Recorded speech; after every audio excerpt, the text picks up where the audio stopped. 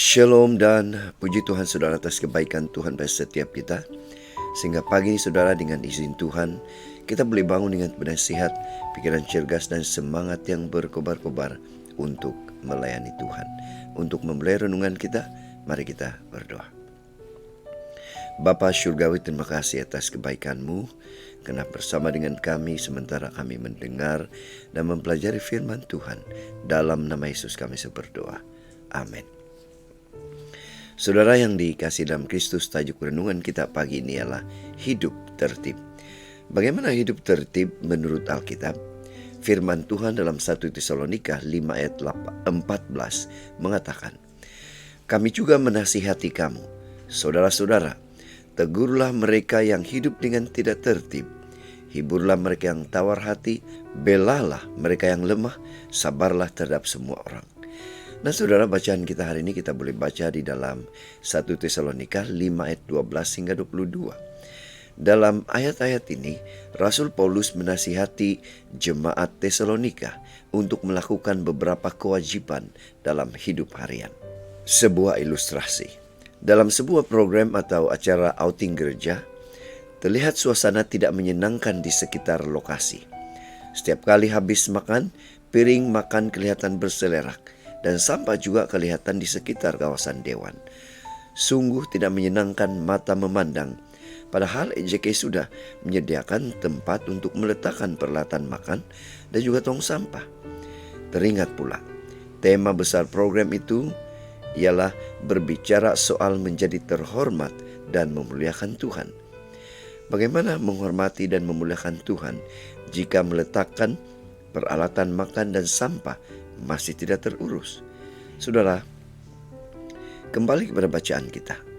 Menjelang akhir surat yang pertama kepada jemaat di Tesalonika, salah satu nasihat para rasul berisi dorongan untuk menegur orang-orang yang hidup dengan tidak tertib.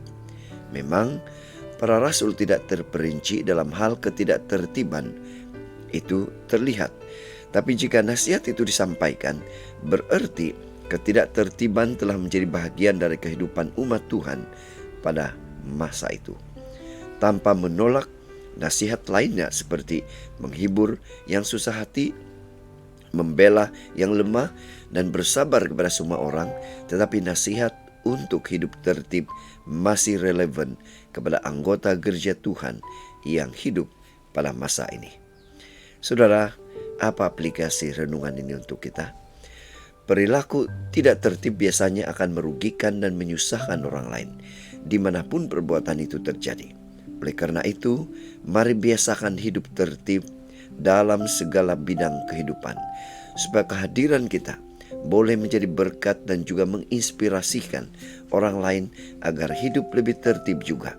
Dan pastinya ianya akan menyenangkan hati Tuhan. Itu sebabnya pada pagi ini, mari kita ingatkan diri kita bahwa hidup tertib tidak pernah mengakibatkan negatif dalam hidup kita, tetapi selalunya akan memuliakan Tuhan. Inilah doa dan harapan kita. Mari kita bersyukur, mari kita berterima kasih pada Tuhan, karena Dia memberikan kita kekuatan, kemampuan untuk hidup tertib dalam semua perkara. Mari saudara, kita tetap setia, tetap semangat, tetap positif, dan tetap sehat. Sampai Maranatha. Tuhan memberkati kita. Mari kita berdoa. Bapa Syurgawi, terima kasih atas kebaikan-Mu karena memberikan kami kemampuan untuk hidup tertib di hadapan Tuhan. Dalam nama Yesus kami berdoa. Amin.